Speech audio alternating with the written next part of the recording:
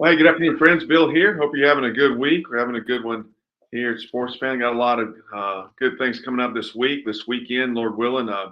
Nico Berry and I will be in Arlington, Texas for the MLB All-Star Weekend. I think Jason Osborne is going to join us, Josh Chavez, Pat Rowell, another brother, Mike Johnson, who I've talked to, I've never met. So it should be a good crowd out there preaching for really 4 days. Globe Life Stadium in Choctaw Stadium, I think is what they have called the previous stadium. Apparently, they sit beside each other. And so we'll be out there basically all day for 4 days. Last year in Seattle, we had a wonderful time. Same kind of setup. They had the Fan Fest and the games right next to each other. It really allowed us to get in the middle of all that, set up and preach Christ. And we had a great encounter with the police as well. They were explaining to us how they were policing, now learning to police there so that everybody could do what they wanted to do and, kind of get along. So it was a great time. So looking forward to that Monday. This coming Monday, Heath Putzel's leading about 6 folks at the RNC convention in Milwaukee, which is close to his house. We made a good connection with a local pastor there, who hopefully is introducing Heath and the guys to some other pastors. They'll be preaching up there for 4 days. And then, again, Lord willing, a week from, 2 weeks from this Thursday, about 8, maybe 9 of us are heading off to Paris, France for the Summer Olympics.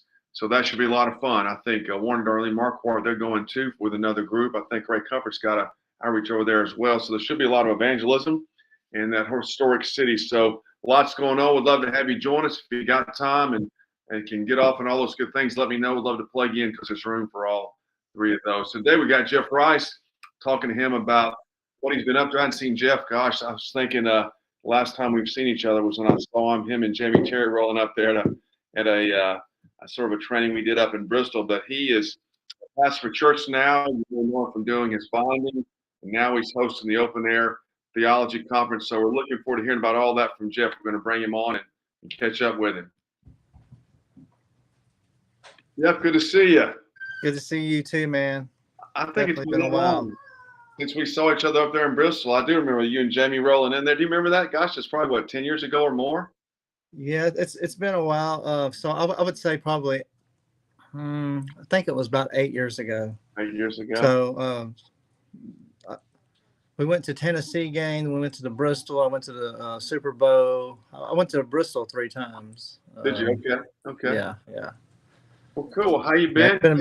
So I know that just let's start with the church. So talk about how the church got started and how that's going and so forth. Yeah, well, the church got started during the COVID time. I was a member of a Reformed Baptist church for a really long time. You met my pastor at that time, Stephen. And then I moved up here to be a part in Manchester, Tullahoma area, to be a part of a church that was looking to reform. And so we packed up everything and we just wanted to be a part of it and help out any way that we could. And right when COVID started, the pastor at that time stepped down and there was no place to go. And a lot of people were looking to me because I was teaching Sunday school. I was filling in the pulpit and stuff like that. And I had previously been a pastor for an Assemblies of God congregation at one time. I didn't know that. And so I said, well, I don't know. I said, but me and my family are going to worship God this Lord's Day the way it goes. And next thing you know, we had quite a few families wanting to worship the Lord. And then we had a pastor contact us, Jamie Terry to be exactly, wanted to know if we were interested in planting a church. And I said, well, that wasn't what I was thinking, but if that's what the Lord wants us to do. And so I flew up there, talked with the congregation. They voted. They sent us out as a church plant. And we just came to our 4th year as a church plant. And the Lord's been blessing it. And he's been blessing it these last few months through street preaching. I've been on the streets here in this area for 4 years, witnessing to my neighbors, standing on the side of the road, preaching. I got like this big parking lot behind me where people can stop. Yeah. I normally get 4 cars to pull over, so I can be anywhere from 4 to 15, 20 people. And there's been a time where I had 20 cars pull over. But it's taken 4 years to see any real fruit from it. But our church is doing really well from it right now. Let's talk about that for a second. Let's back up for a second with you being a pastor. Talk about, I think these are interesting things to learn about people, how you went from, not being a pastor to having an interest in it. If you want to talk about the day being Assembly of God, what led you to be a pastor? What did God do sort of in your life to say, hey, Jeff, this is your work. I want you to engage Yeah. for me. Yeah. So I've always felt the call, like there was always that time, and I thought I was just crazy. I always felt like, one day I would, and so I had like the desire to do that kind of work, and then every time I was in any kind of Bible study, whatever it was at Sunday school, Wednesday nights, or just hanging out with friends, people looked to me for answers. And then I was giving them the answers to it or whatever. And then I would just have people tell me, when I get into conversations, that I needed to be a preacher. And I was like, well, I don't know, whatever the Lord calls me to do, I'm definitely open for it. And so there was a ministry at a time when I was going to the Assemblies of God church. It's kind of like a Assemblies of God, Church of God kind of came in and connected together and formed a ministry. And I got ordained through them, and I was going to an Assemblies of God college at the time, and I was preaching at the local jail. And then I saw a man. So this is how I started in street ministry. I saw a guy get run over by a car in a hit and run. Oh, And I stopped what I was doing, pumping the gas, and I took off running and led the guy to the Lord moments before he passed away. And wow. that's when I knew that I was supposed to be doing something for God and stuff like that. And so I first got licensed, and then a year later I got ordained. I was part of a church plant preaching through John, and realized I didn't agree fully with the theology, and I set myself down. Well, hang on a second. Back to the story of the guy that was died in the street. How did that? What was it about that you said, "Hey, this is what I need to do"? What happened? So again, I was pumping gas. He was Yeah. an Hispanic guy. He's crossing Gallatin Road right there in Yeah. Madison, Tennessee, Yeah. by Rivergate area. Yeah, And sure. and I seen a car hit him. He flew over the car, and the car kept going. And I went out there I just, in my head, I was like, I wonder if he knows Jesus. Right. I didn't know if he was alive or whatever, but I went over there. The road was full of blood. He didn't even have a jaw on his face. Like, it was completely gone. And but he wasn't dead. He was, like, you can hear in his throat, like he was snoring. Like, I grew up in martial arts, boxing and stuff like that, MMA. And so when you get knocked out, you can snore. And so I figured he was knocked out, and I laid my hands on him and started praying, and he woke up. And I just preached the gospel to him, man. And I told him, if he call on the name of the Lord, even in his head, that God would save him. I used the law and the gospel. Yeah. Yeah. And you heard gurgling, and kind of like blood was kind of coming out right here. It was Right. awful. And you could hear hallelujah. Yeah, like in a gurgle, right? Oh, wow. And then the police came and ran me off, like they thought I had something to do with it at first. I'm like, nah, man, I'm just a bystander. That's pretty funny. Yeah. So But I could not get over that moment. And so I just knew I was supposed to be on the streets witnessing to people. So you had to, like, it wasn't something that like when you say you knew it. What happened? I mean, we know what happened. You explained it, but was it a spiritual conviction or just this affirmation or? No, I don't think it was a spiritual conviction. I wouldn't go there. I just felt like I had the desire to teach the Bible. Gotcha. And then I had other men and women around me confirming the desire, Gotcha. telling me that I need to be doing this work. Gotcha. Okay, so you get that confirmation, that desire. What was your path after that? Was it to go become a pastor in the church? Well, not really. I really didn't know, what kind of path to take. I mean, look at me. I mean, well, that's like true. I'm head to toe covered in tattoos, right? And so, I always had that insecurity of who's going to listen to anything I have to say, and I do have a rough past. I mean, I'm an ex game banger, and I just didn't know what to do or whatever, and I started pursuing education routes and stuff like that, but I still didn't know exactly what the Lord really wanted me to do. But then I, because of the convictions that I had concerning the new birth, I stepped down from being an Assemblies of God minister, and I just sat down in the pew for, I don't know, nearly 9 years, I think it was, and then the Lord called me back to the pulpit. Gotcha. And so that's what happened when you began to lead the new church. Yep. Okay. I mean, I was at the church that I was a part of. I was already being looked at as as one of the elder candidates. Okay. And so I was on my way to becoming an elder of a Baptist church, anyways. That's okay. All right. So are you still in Manchester or are you in Tullahoma? Tullahoma. You're Tullahoma now. So the church starts in Tullahoma. You started in a sense on, you're not necessarily starting a new church, but like you described, Jamie said, all that kind of stuff. You're there in Tullahoma. How does the Bible rebinding come into that before we sort of get into the open air preaching for the church? Was that part of the calling, or was that just a practical thing you saw people needed? No, well, I mean, if you remember when I used to come out to the sports fan outreach things, like I was a roofer by trade. My dad had a roofing company growing up, and so I worked for him. So I got kicked out of school when I was 15 for gang violence. Wow. And so he made me work. I think that's what kept me out of a more trouble than I was already in. Like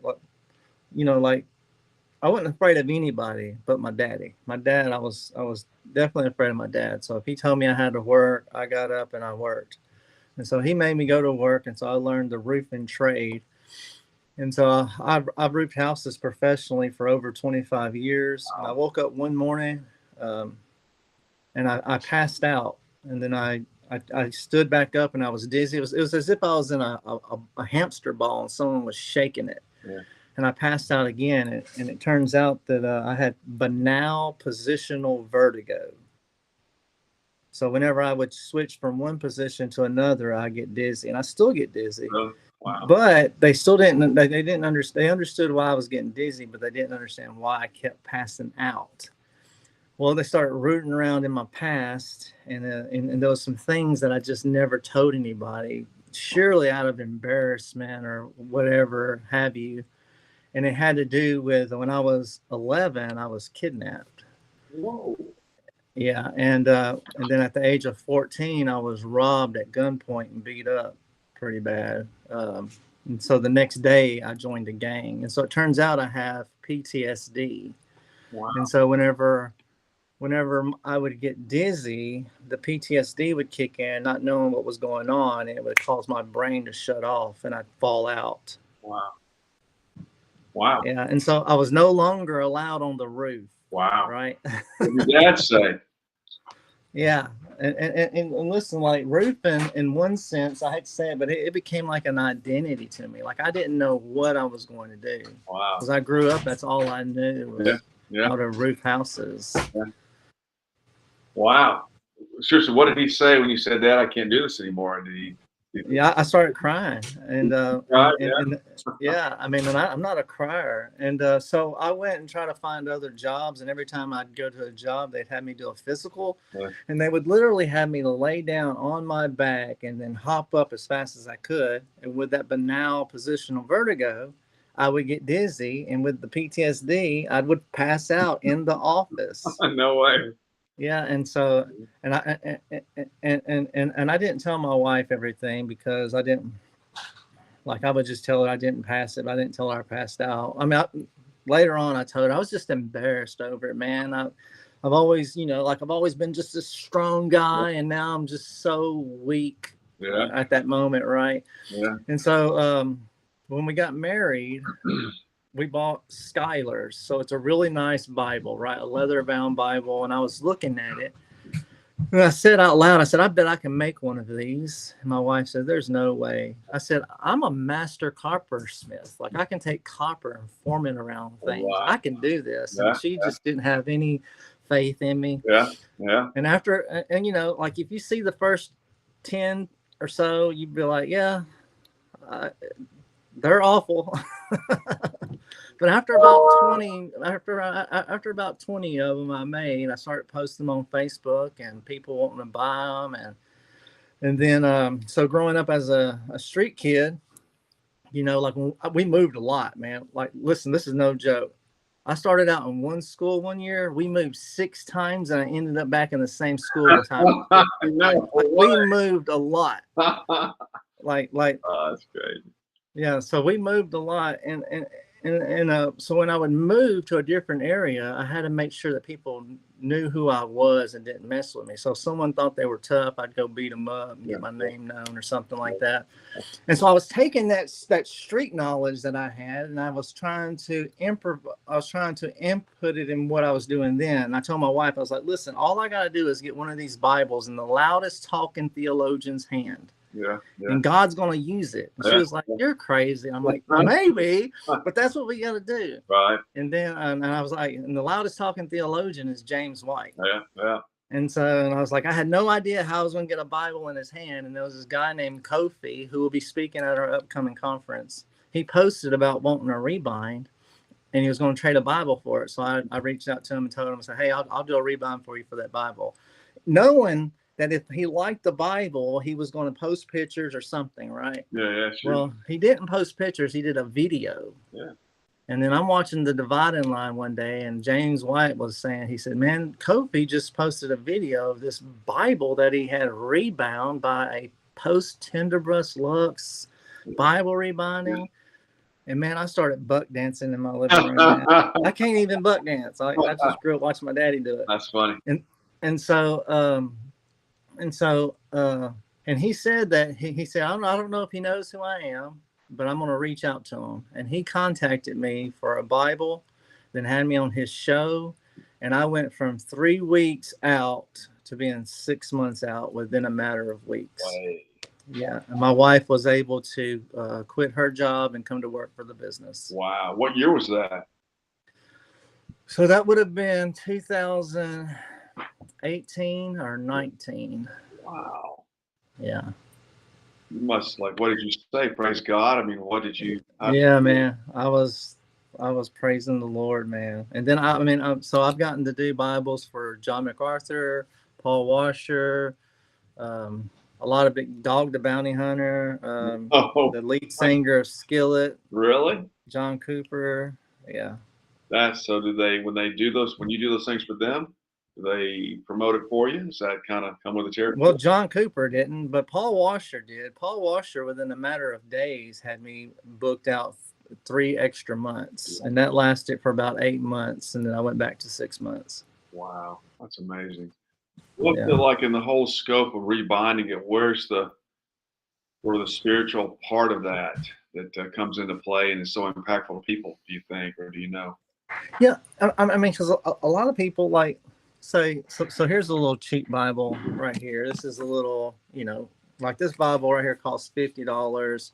If you read it like I do, like it's going to last 2 years maybe without the cover. Yeah. But like at most it's going to last you 10 years. But if you have a nice leather Bible, just a nice leather Bible, like it's going to last you your life, your whole life. Gotcha. And so what a lot of people, like a lot of the things that I get from people is that they'll say something like, I've been reading off my phone or off my iPad or whatever it is for the last 5-10 years, whatever it was, and I gave up on physical copies of the Bible. And that's James White's story.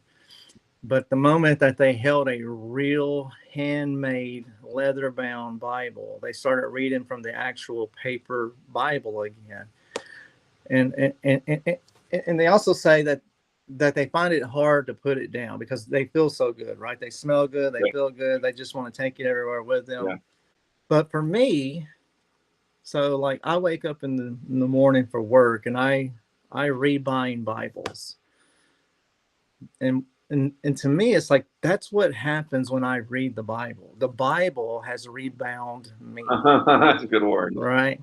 Because I started reading the Bible 9/11. Like when the towers fell, that's when I first picked up a Bible to start reading it.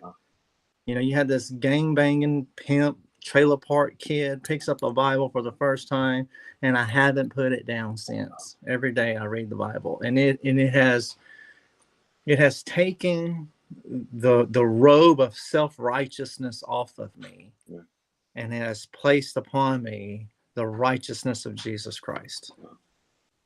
That's pretty interesting. Do you see it like it's obviously an evangelistic part of your ministerial life? Yeah, absolutely. That same It's impact. yeah, absolutely. Yeah. But yeah, again, it's hard not to identify with what you do sometimes, right? You Yeah. know, if you're a roofer, like someone is, you know, asking questions about what you do or whatever, so you do it. And so when, like if I'm somewhere at a store, get my hair cut, which I need to get one, or whatever it is, and I'm having a small conversation, when someone asks me what I do for a living, and I let them know I do Bible rebinding, it immediately allows me to open up that gospel Right. conversation. Right. That's pretty interesting. I'm Yeah. sure well, that's pretty interesting. Do you think the rebinding, like, because obviously it's not only that you do a great job, but the concept, the whole, there's something spiritual in that dynamic, really opens Yeah. them up to listen more or to Yeah, absolutely. just receive more? Well, what Yeah. happens in those Well, conversations? so this has been my experience with things. If you're passionate about something, people are going to listen. Yeah. Right. I mean, who wants to listen to someone that's monotone about anything, right? Right, right. And with me, like I'm probably 90% passion, 10% knowledge. There you go. Yeah. But that's just how God has me functioning, right? But that 10% is gospel, hardcore theology, Right, punching it down your throat, right? right. But I think God has allowed me to have such success. I hate to use the word success, but accomplishment in evangelism and stuff like that because I am passionate about it. I'm passionate about the work that I do. I'm passionate about my life, evangelism, church planting, all of it. And so whenever I do start to speak about this stuff, people listen, and I believe it has to do with the passion that I have about it. Interesting. Interesting. Just before we move on to it all working together, again, close to the conference talk, but like these people, like Wash and the guy from Skillet, how did they find you? Was it obviously there were some divine connections there? How did that Yeah. unfold? And then did they come to you like, hey, here's a guy that just has this skill, or was there a Hmm. spiritual connection there that you Yeah. encountered in the process? To describe that a little bit. Yeah. So for John Cooper became really good friends with James White. And James White is my biggest advertisement. Okay. Still today, like, because wherever James White goes to Yeah. speak, Yeah. he brings one of my Bibles or every one of them with him. Yeah. Yeah. And so whatever, like if James White could call me and ask me for anything, and I'm going to be there for James White. It doesn't matter. Gotcha. It Okay. doesn't matter what time it is. I'm indebted that God has used James White in my life, theologically as well as to promote my business. Now, as far as Paul Washer, so I've been going to the G3 conferences, and I've been renting a booth and setting up selling Bibles there. And Paul Washer walked by and he picked up one of my Bibles. And I said, I'd like to put one of those in your hand, and just started making conversation with him, cutting up, joking, had him laughing. He had me laughing, and we just kind of hit it off like that. And I ended up doing a Bible for him. So Sure. He laughs. I didn't know that Paul Washer laughed. yeah, he laughs. That's funny. He's actually a really down to earth guy. That's pretty cool. So when meeting those guys, those kind of guys, in a sense, do you find out this is just a self-centered question? Do you find them to do something different than the rest of us do in their life or disciplines or faith, or what would you say? No, I think the way that I see things, it's like I've been telling my elders and the deacons at our church. If we're faithful, God is going to use us. Right. And we see these guys like Walsher and all these other guys, and we tend to put them on a pedestal, which they don't belong. Right. And we wonder how they got there. It's because they were faithful. Right. Wherever it was that God had them, they were being faithful with what God had them doing. And I just believe that's true of all of us. If we're faithful where we're at, God will use us. If you're unfaithful, what's he going to do with you? Right. There's nothing to I you. mean, I spent a large part of my Christian upbringing being an unfaithful servant. And guess what God did with me? Put me on the back burner. Right. That's a good point. Good point. All right. So you're a pastor in the church, the Bible. How does the church and the rebinding, does it work together? Do they obviously complement each other, but is there any unique connection there? Well, I don't believe so. Again, I've met some of the people that I've met was that I've befriended or something like that. We've met through my rebinding. Okay. And so in that way it overlaps. But really it's like it's hard for me being a Reformed Baptist to explain how things are without people thinking I'm charismatic. Right. Again, if you're charismatic, I ain't showing no hate, okay? Because I tell people all the time, if you want to see the hand of God work, come hang out with me. Yeah. Because it's all over me, and so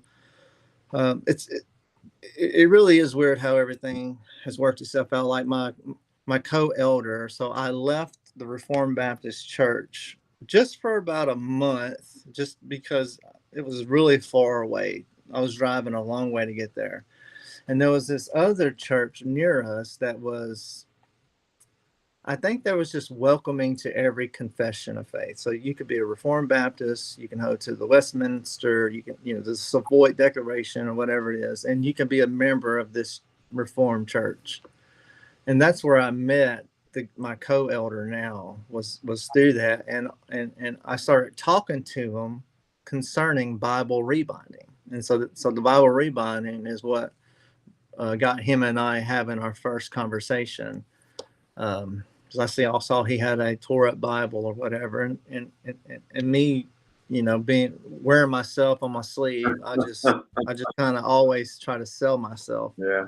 And so I met him through that. But the first time they had an infant baptism, I didn't go to it, and I couldn't return. Again, if you're Presbyterian, brothers, there's no hate here. It's just, it's not for me. Right. I love you guys, but it's just not for me. Like, it just showed me how Baptist I am. Yeah. But when I look back on so me and him became friends. His wife and my wife became friends on Facebook. And when I look back on everything, they saw that we were planning a church. They didn't tell us. They showed up at our first service, and they are the only family left of the original families that helped plant the church. That's pretty interesting. That's definitely God at work. That's fascinating. Yeah. To see and that, do y'all well, that's a big topic there. And that, so you started the church, and when you started it, in a sense, what did you anticipate? Obviously we don't know, but what did you anticipate or want to happen? Was it just like a refuge for people, or did you have, hey, Tullahoma needs a Reformed church? Was there what was going on there? How did this gentleman fit in that process, or was it just complete work of the Spirit of God? Yeah, so so whenever that church had the split that it did or whatever, because of that pastor leaving and stuff like that, so they actually called me in to take the pastor's position. They wanted to interview me, and they asked me again, excuse the word, but they asked me would I preach Calvinism, and I said, well, I don't plan on having a conference on Calvinism, which our last conference was on Calvinism. I said, but I just plan on opening the Bible, and if it says choose you this day, I preach choose you this day. If it says you were chosen for the foundation of the world, I'm going to preach you were chosen for the foundation of the world. I said, what's going on here? I feel some attention. They said, well, we're moving away from Reformed theology. And I said, well, then you're not really interviewing me, because I hold to Baptist covenant theology. And I said, what am I doing here? Why did you call me in here? And so I left, and that's when I knew that it wasn't the church for me. And we done spent a whole lot of money to get to where we were, and there was no churches open or anything. And then some of those families who thought they were Reformed, which I would say they were Calvinistic Baptists, which there's nothing wrong with that, but they were looking to me to help plant a church. And, when Jamie gave me the call or whatever, and I told them, I said, listen, we'll do this. I said, but it's going to be a Reformed Baptist liturgical service. And it was like, oh, yeah, we love that. We love that. Apparently, they've never went to a true Reformed Baptist service. They had a Southern Baptist church service with people who claimed to be Reformed and said Calvinism all the time. And so once it was family integrated, liturgical, high worship, all this other stuff, they was like, what is this? And I was like, this is a Reformed Baptist service. And they was like, well, we don't want no part of it. And I was like, okay, we're going to continue rolling. And so it dwindled down. So it went from like 12 to 15 families to 3 families. And then a lot of people were looking at me like, man, what's going on? Are we sure the Lord is in this? And I said, well, this is what I know as a construction worker. If you go in and remodel a house, you have to tear down some walls. I said, the Lord will build his church. If we're not supposed to be in this, we'll know in time. And slowly, the Lord has added to our numbers. So. And this gentleman, the one who's with you from the beginning, was he at the beginning Reformed Baptist High Churchman? Mm-hmm. Or did you convert him? No, he was there. He was there with you. Okay. Yeah. So he has a real hardcore Assemblies of God background. Yeah. He's a guitar player. Like he used to lead worship for a lot of these Zuzu type revival style of worship. And he's anti that kind of worship. And so and even today, he's the one that handles all the music and stuff like that. And everything is very, very solid theologically. I can trust him with the pulpit. I can trust him with the music. I know he's not going to bring something that's a little offbeat. Sure. Yeah, but we sang psalms, we sang ode hymns, and we sang new hymns, and like City of Light stuff like that. Is Washer that way? Is he fit in that category? James White, do they fit in that? Yeah, absolutely. James White speaks at our church every at least once a year. I haven't had Washer yet, but so Washer's ode pastor, Anthony Mathena. Yeah. He falls in the category of where I land when it comes to. Okay. Cool. Yeah. That's cool. So you're there in Tullahoma. You planted the church. You've got a definite ecclesiology here that you're working with. The rebinding's coming up. I mean, your life is taking quite a different shape, right? Did you ever wake up one morning and go, man, how did we get here? No, I just remember, I was probably like the 3rd or 4th Bible I was rebinding, and it looked like trash. Yeah. And I was screaming at God. Yeah. Like, because the Bible says that, if you don't provide for your own family, you're worse than an unbeliever. And I was just, all this was in my head. I couldn't work. And I got the little tool and I'm trying to do at the corner of the Bible, and it looks like crap. And I'm like, God, screaming at him, use my hands. I'm looking at my hands weird and just telling them to use me and stuff like that. And he answered the prayer, man. That's great. That's all I can say. I did it. He answered the prayer.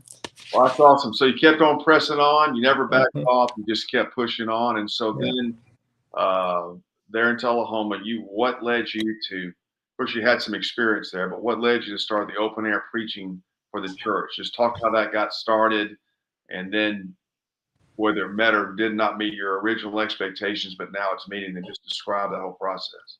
Yeah, I mean, because like as you know, me and Jamie started doing open air ministry together. So right at the time where I saw that guy get run over, I was already a part of Jamie's dad's church, right? Yeah. And I was going there. So the church that Jamie's dad was a part of had a jail ministry, and so I was going to Assemblies of God church, but I was also preaching at the jail ministry for that Baptist church. And so I would go to the Baptist church for Sunday school and then go to the Assemblies of God church. And then over time, I just got tired of people telling me what God said without book, chapter, and verse. And I just started attending the Baptist church. And so, Jim Terry, Jamie's dad, he saw my zeal for wanting to get out and reach the lost, and he introduced me to his son. So me and Jamie started doing evangelism, one-on-one evangelism, and then we met John Coble. Yeah. And John Coble got us doing open air preaching. Gotcha. And so we started doing open air preaching downtown, and then we started going to the sports fan outreach events and stuff like that. And I just fell in love with open air preaching. And then I got out here, and there's no foot traffic. Yeah. And I'm like, well, what am I going to do? Like, I know this works, right? Right. I know preaching the gospel and open air works. I know it because that's how I was saved through Ray Comfort's preaching the gospel. Yeah. Yeah. Like, that's how I became converted, is through Ray Comfort. And I know it works. And so I just was like, okay, I'm going to find a place and do it. And so there's just areas here where you'll have businesses closed on Friday evenings and Saturdays, but the grassy area out in front of the parking lot would be public property. So I would set up my stuff on the public property and preach. Like, I got 2 big giant speakers I'd set up and preach, and then people would pull in the parking lot. I'd have it to where people would pull in, they could talk to me. Wow.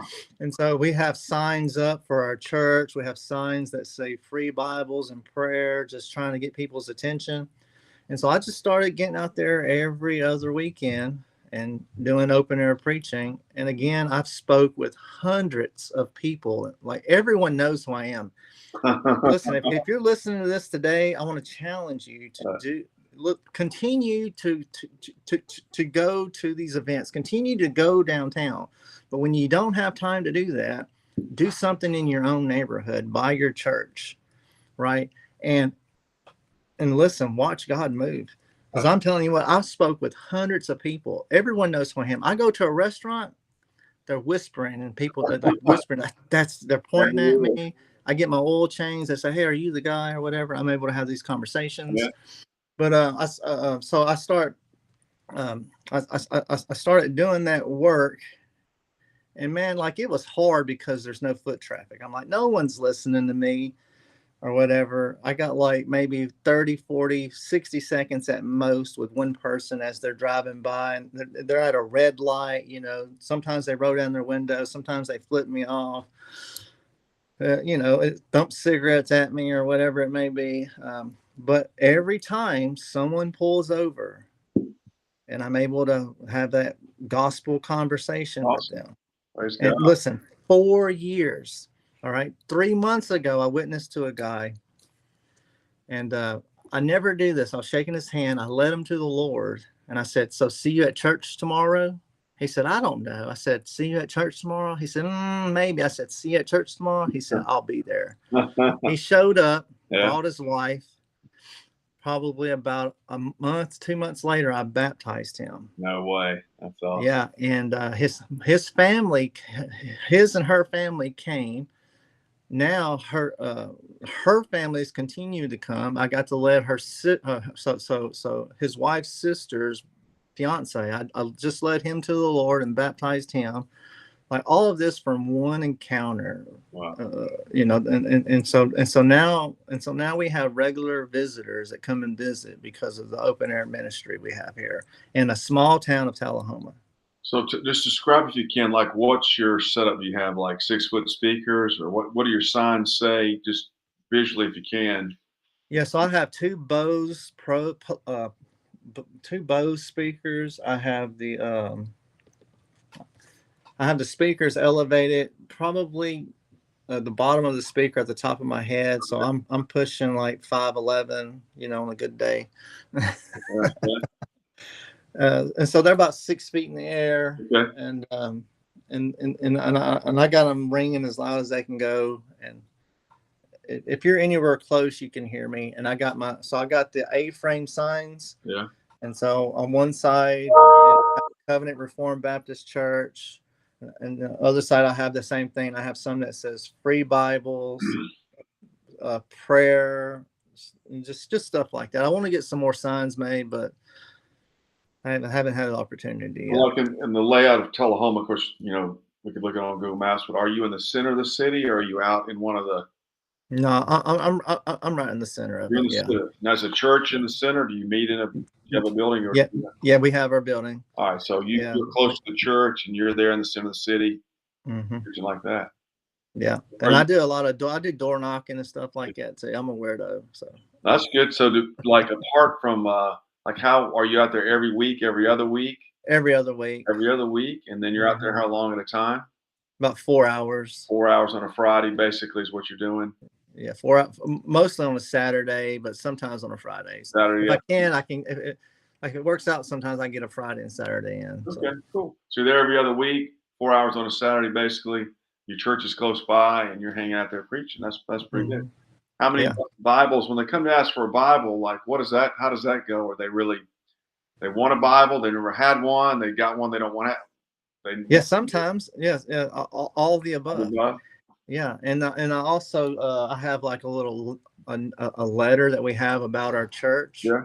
and so I have it folded with gospel tracts tucked inside of it. So if they get a Bible, they get a gospel tract, they get information about our church, what to expect from our church when you go in for worship and stuff like that. Yeah, and we give away a lot of Bibles, a lot of Bibles. I'm going broke. Okay. What kind do you give them? Like what? Well, so it just depends. So I normally try to get a really good paperback Bible, Yeah. like but they got to have big font. So 10, 11 point font with some white space in between the letter words. You know, I try to make sure that they're readable. I don't want to give someone something that I wouldn't read. But also, we order Bibles from like Christian book publishers to rebind and sell, and sometimes they'll have some defects in them, like it'll have a scratch on the gilding or something like that we can't use. Yeah. And then we do so much business with Christian book publishers. Sometimes they'll say just keep it, and so we just put it into my case over here, and we give those away, and we're able to keep a lot because we order a whole bunch of Bibles. So do you? I'm sure, do you have a weekly Bible study? Yeah. Well, we have a weekly prayer meeting, and so in that prayer meeting, we have it's basically a theological a time for questions. And so if anyone has any questions, I make myself available to answer all their questions. You And then we find, have a prayer. of course, you tell people to come up for a Bible and so forth. Hey, I got this midweek service. Mm-hmm. So do you find that a lot of those people come to that? Or they come No, to no. No, not the midweek, but they do show up for the Sunday service, and our services are different, man. We take Acts 2:42 to the wooden language, right? They gathered together for the teachings of the apostles to break bread, fellowship, and pray. Yeah. And so after we have the Lord's Supper every week, and after the Lord's Supper, we sit down as a church family and have a meal together. Gotcha. And it's not potluck, so we're not that Baptist, but so my other elder, his wife Julie, she organizes a meal every week. Wow. And so we have a group to where we can get in touch with each other, and so we know a month in advance what each week's going to be. She lays out what we need for each week, and people volunteer to bring the meal. And so we get like come 2:00 at our church, there's still people hanging out, clowning around, talking, making fun of each other, talking theology, all that stuff. I don't ever get home to about 4:00 in the evening. What time do you start? So I get there about 7. Okay. The Sunday school starts at 9:30 and service starts at 11. All right. So how many people attend, or how many families attend? I think we're pushing close to 40 people. Cool. It's not big, Wow. but do other pastors in the city, did they stop and talk to you and say, hey man, what are you doing? Is this working? Did they ever ask you those questions, or they just scroll by and go? yeah, I mean at the beginning they were. The moment, I hate to say this because I don't have any animosity toward other denominations as long as they're preaching the gospel. Right. But the moment that they hear I'm a Reformed Baptist, it is as if I've been excommunicated from the circle. Gotcha. Yeah. Now there is a faithful brother. He's a pastor of the PCA church here, Covenant PCA. His name's Will. Him and I get along really well, and so every New Year's we have a conference at our church too. Just from 6 to midnight, we preach, we fellowship, and we eat. We just hang out and have a good time on New Year's. Gotcha. And so this last New Year's, he came to the church and spoke for us. And so Awesome. So now, you got the church rolling. The binding, rebinding. You're preaching there every other week, and so you've got a pretty lively operation going on, and people coming in and interacting. In other words, the work of God through you and Tullahoma it obviously goes beyond the city limits, but it's there local and beyond. And I mean, you must look around and go, who would have thought it could be this expansive? Yeah. Well, so if you ask anyone, they'll let you know that I'm a visionary. Like I cast vision. Okay. Yeah. In the sense that, so my plan was I didn't want to hit Nashville and mess Tullahoma. Yeah. Yeah. Right. All right. I want to stomp. So if you take a rock and you throw it in a pond, if you throw it in the center of the pond, the whole pond is going to feel the ripple of that one rock. Doesn't matter what size the rock is. And so I want to stomp my foot so hard in Tullahoma that I reach the world. Okay. All right. You see what I'm saying? Yeah, sure. Yeah. And I don't want to miss Tullahoma. If I miss Tullahoma, I've missed the mark. Right.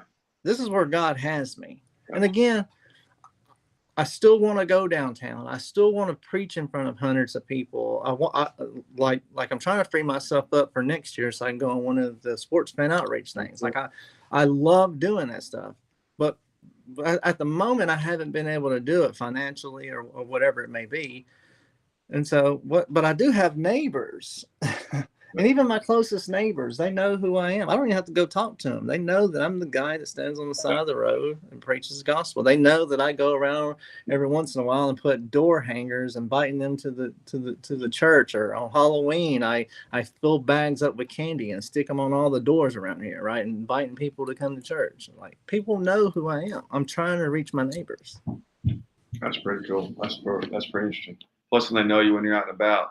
So in that sort of illustration and work of God and so forth, vision, how does the conference fit into that?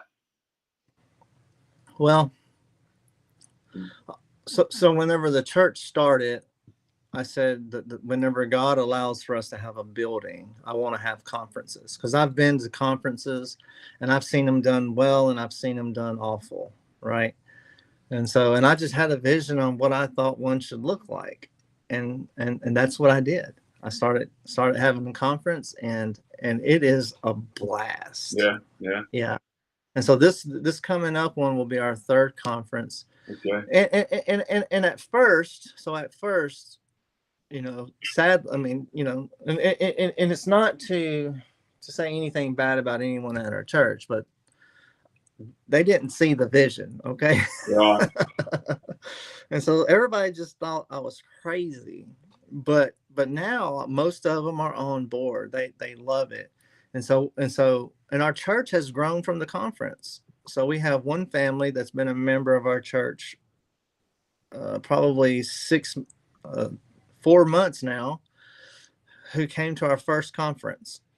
And then this coming up week or the week after, we're going to have another family joining our church who has been coming to the conference. And this guy is an ex-Jehovah's Witness. That's awesome.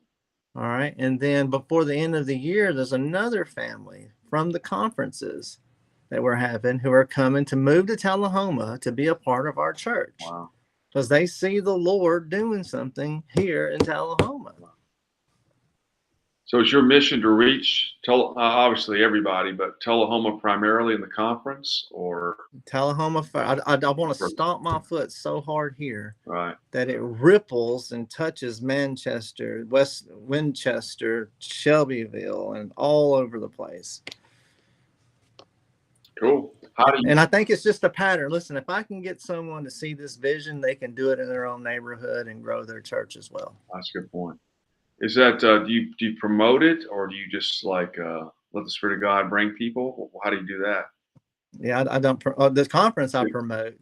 Yeah, just on Facebook and stuff like that, and I try to make sure that all the speakers are doing their best with the platform they have to promote it. Gotcha. And so why the name Open Air Theology Conference? Open Air. Yeah. Yeah. So everyone on our podcast are open air preachers. Gotcha. And so we just get together and talk about theology all the time. And was just like, let's just start a podcast or a show, whatever it is. And we'll just take our normal conversations, give it a topic, and argue about it in front of everybody. Comes natural. Comes natural. Yeah. How did you decide, like 1, 2, now we got the third year of what the conference title would be, the conference theme? Well, normally it's not one person. We just talk about it and see what's needed. Okay. And so so this conference being on sanctification, the newest member of Open Air Theology, Tom, he thought it should be on sanctification, and I said, well, let's look at that and see what we can come up with. And then so the theme of the conference is war, the battle between the spirit and the flesh concerning sanctification. And then we also, I don't know if I've said this, but we also have a pre-conference this year on evangelism, and it's going to be called Evangelism Boot Camp. Yeah, Brian Nine was wanting me to ask you about that. How y'all get connected, and are y'all? I think you're working together in a sense on that part, right? Yeah, Hearts for the Lost. He's partnering with me on the Evangelism Boot Camp, and so the pre-conference. So we're going to start early. We're going to teach, talk about, demonstrate evangelism, and then after that's over with, we're going to go out in the streets of Tullahoma and preach the gospel. We're going to show them how we do things, and then at the last day, Saturday, we're going to recreate that. So Saturday we'll begin with street preaching, and we'll end with street preaching. Gotcha. You're gonna take them to your spot and let them, or is that your spot? You can't let someone else come in. How does that work? Yeah, or even if someone wants to do some door knocking, I'm going to teach them how to do door knocking effectively. All right, cool. Not word, like how many people attend the conference? So it's grown. It grew 60% from the year before. And so if it grows another 60%, we're looking at about 200 people this year. Fantastic. That's right. Most people local or from Nashville? No. We got people coming from California, Canada, Boise, Idaho, all over. So we have a guy. So one of the guys speaking for us is coming as Hensworth Jonas. Yeah, I see his face. And he's coming he's from the Caribbean. Wow, cool, amazing. Yeah, Dr. Waldron, he's a great guy. Y'all. I love Waldron. Yeah, he's fantastic. So that's quite a crew. I'm still hoping Dr. White will pop in there. He doesn't know for sure until November if he's going to be able to make it this year. Well, cool. So he was there last year, right? Is that right? Yeah. Mm-hmm. Awesome. Well, that's neat. So really in your life in the last, say, 10 years, you've gone into this place and you've got this full blossoming ministry out of Tullahoma, including a conference. So you're reaching Tullahoma in the world, right? Obviously, the Bible's and preaching the conference and all that. Your vision, is that your vision? Because it's coming to pass. Yeah, absolutely. My vision is to while the Lord has me here, is to, I mean, like I've always been a troublemaker. It's just now I'm a godly troublemaker. Right? You get away with it. Yeah. I mean, I've never been the guy that would just sit there and not pick a fight, but I just, my weapons of choice now are different. It's the gospel of Jesus Christ. Yeah, that's true. That's funny. Your dad, is he still alive? No. So everyone in my immediate family has passed away. Gotcha. Okay. So my mom, my dad, my brother died of a heroin overdose. Yeah. And my sister died recently, got hit by a car. Wow. Your dad, were you close? I mean, I heard what you said. You're afraid of him. Were you close to your dad? I mean, Oh yeah, I was close. Yeah. I was very close to him. He was hard, man. Like he was a real tough guy. Yeah. Like he was a fighter. Like I remember being in diapers watching him beat people up. Like my childhood was crazy, man. But whenever he stopped drinking, we got close. Like when we was working for him doing roofing and stuff like that, we were close. But at the same time, I knew I couldn't cross that line. Like he didn't play. Like I, like if he went and got me and my brother a Coke, and my brother got a bottle of Coke and I got a can Coke, and if I said, why didn't I get a bottle, he'd throw my can Coke, and I still don't think it's hit the ground. Okay.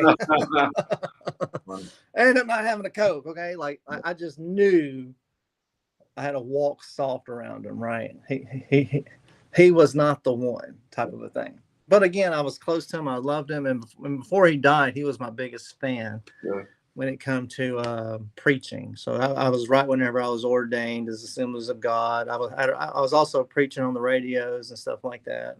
And he would go with me, Really? be a part of that. So would you say that did he become a Christian, or did he get saved? I believe so. I believe so.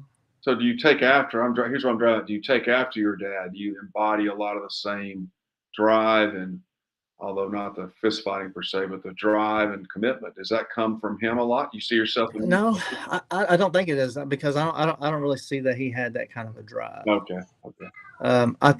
I think for me it comes from seeing the way that I grew up. We were very poor. Like I remember when I was in kindergarten, someone asked, like the teacher asked what everyone had for dinner that night, and everyone was talking, and then it was my turn. I said, well, me and my family gathered around a big can of pork and beans. Yeah.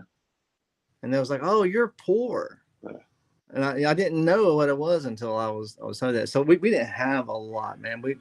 Our whole life we struggled, and not wanting that struggle to continue.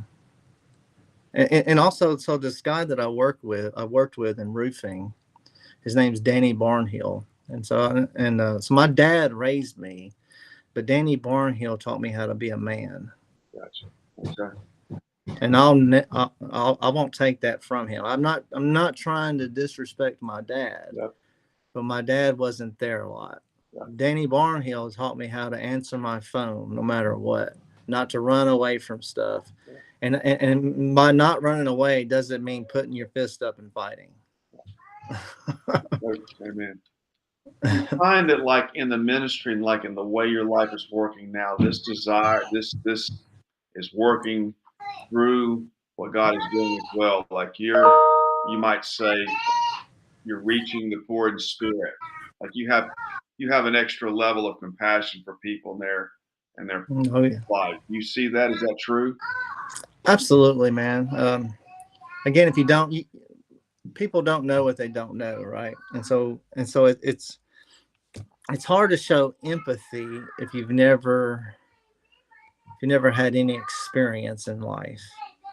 And one thing about me is I've had a lot of different experiences.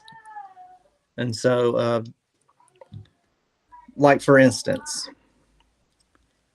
I think this was, so do you remember the sports fan outreach event in Tennessee that we did whenever Pastor Stephen taught? Yeah. Okay. Yeah. So one of those evenings, I was outside preaching. It was one of those evenings. So every one of us were out there. I don't think you were exactly with me. Yeah. But this guy, I'm preaching on the box, and this guy just starts cussing me out, like slinging profanity like bullets, right? And he says, "If there's a God, then why was I molested?" And I stepped down from the box, and I was able to empathize with him, because I too, when I was kidnapped, was molested. Wow. And I got to, minister to him in a way that probably no one at that that was there that day would have been able to. And before he walked away, I mean, what did he say? He apologized to me. He hugged me. And he said that he would never speak ill of God again, even though he refused to be a Christian. Wow. That's interesting. Do you find like your rough upbringing, in a sense, gives you greater empathy even for people who didn't share a similar upbringing? Absolutely, because you don't have to have my testimony to have a testimony. Well, that's true. That's interesting. Like my wife, we're totally different people. Like she's, like we are totally different, our upbringings. But, like she knows that she was a sinner Yeah. who needed the grace of God. And listen, the worst thing she's probably done in her life was, I don't know, not clean her room or something. Like, but she knows she was a sinner, Right. right? Like there's no, like now, now if you're going by behavior modifications and stuff like that, like if you take me and her, like say me and her both got radically saved at the same point in time, and 10 years later she's going to look a lot fine-tuned than I am, right? Because I got a lot of baggage that I'm working with over here, right? I'm throwing stuff out, and Going back. and the bag just seems to keep filling up, right? Right. But both of us need the grace of God, Right. and also in pastoring, right? So I'm having to, I have to deal with a lot of people who hasn't had my upbringing, and I still think the Lord uses my life to minister to them as well. Well, that's a good point. Obviously, in general, I could say that like you have an understanding of the severity of life. You're like, hey, like I'm telling you the truth here. Like you speak from experience, that you don't just trying to warn people to, you know, uh, not you don't have to experience everything in life. That's really interesting. That's really interesting. That's cool. Well, you've definitely done it. Tullahoma has got the word there, and you're everywhere. Who would have thought it? Yeah, right. That is the guy everybody's talking about when he's out and about and so forth. That's pretty cool. Before, just a couple of things. I know you got stuff to do. Brian Nine popped in here. Like, how did y'all meet? Did y'all happen to meet through the conference, or tell us about you guys coming together? Yeah, so the first time I met him was at a G3 conference. Okay. And then I had my Bible, so I was there selling Bibles. That's okay. Now, I might have met him before on some kind of a street ministry thing. I'm not 100% sure. I've been on so many, and sometimes there's a bunch of guys there. But from my memory, it is through that. Gotcha. At the G3 conference, and we hit it off. We've been good pals ever since. You find, seriously, obviously God's working across the country, and there's a lot going on. I'm sure you see that too, right? Absolutely. I mean, God is definitely, there's no question. A couple of things will be done. If you were to stand before 1,000 guys, Jeff, and, try to persuade them with a logical argument, in a sense, not trying to make it a necessarily spiritual answer, what would you tell them they need to do open air preaching or be evangelistic? How would you persuade them to forsake their regular life to get out there and commit their life to this? What would you tell them? Well, first of all, I would say it is a command of God. Jesus makes it clear, if you love me, you'll keep my commands. 1 John chapter 2, beginning in verse 3 says, this is how we know that we have come to know him, if we keep his commandments. The one who says that I know him but doesn't keep his commandments is a liar, and the truth is not in him. Chapter 3, beginning in verse 23 says, and this is his commandments, that we believe in the name of Jesus Christ. There's your first part of the Decalogue. How do you love God with all your heart, soul, mind, and strength? Believe in the name of Jesus Christ. Second portion, love your neighbor as yourself. If I love my neighbor, I do not want my neighbors to die and go to hell. Therefore, since I have the remedy, I must persuade man to procure the cure, right? To consume what it is that I have. And so if you're a Christian, we are commanded by Scripture to be lights, to proclaim, to make disciples of Jesus Christ. Now, your way of doing it might not be the way that I do it. I get that. However, you're called to do it. If you're a Christian, it's like this. So I'm a human being. All right. When I have a kid, it's a human being. I beget what I am, right? Right. I'm a Christian. Right. All right. I'm in love with Jesus Christ. I'm not a 14-year-old boy that just got a girlfriend and I got puppy love and I'm going around telling people about this girl that I think I love that I'm not going to be with forever. Right. No, I'm in him. He is in me. Right. And and the difference is I don't want to keep him to myself. Right. And so if you're truly in Christ, you're in love with him, you love your neighbors, what greater thing can you do but proclaim who Jesus Christ is? Right? And the Bible lays it out very simple. The reformers have laid it out very simple. Law and gospel distinction. In order for someone to appropriate the cure, they must know that they are a sinner. And so we go and we preach the law and we preach the gospel. And I don't care how you feel, because here's the thing, Bill. I'm not an evangelist. That's not my gift. I'm a teacher, pastor teacher. That's my gift. A communicator. I am not an evangelist. The guy at my church right now, his name's Red, what we call him Red, but Samuel Harris. Yeah, sure. He is an evangelist. Sure. He's an evangelist. He goes into any store. He's going to witness to everybody. Yeah. That's not me. Yeah. That's not me, man. I have to force myself to do these things. I do not want to do these things. Right. But I love Jesus. And it's a command. And I'm going to obey his command because I am his and he is mine. Cool. That's good. That's good. All right. Any thoughts here about the Bible rebinding before you go? Well, if you need a Bible rebound, Post Tenebris Lux Bible Rebinding.com. You can find us on Facebook as well. It's Post Tenebris PTL Bible Rebinding.com on, and then Facebook, Post Tenebris Lux Bible Rebinding. Let's see. You can check us out on Open Air Theology. It's a YouTube channel. Really, we just get. I also have a debate that I'm doing this Friday on regeneration with Jason Britta. It'll be on the Gospel Truth Network.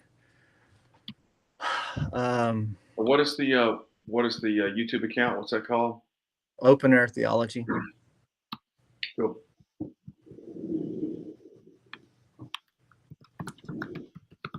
Just out of curiosity, what version of the Bible do you use?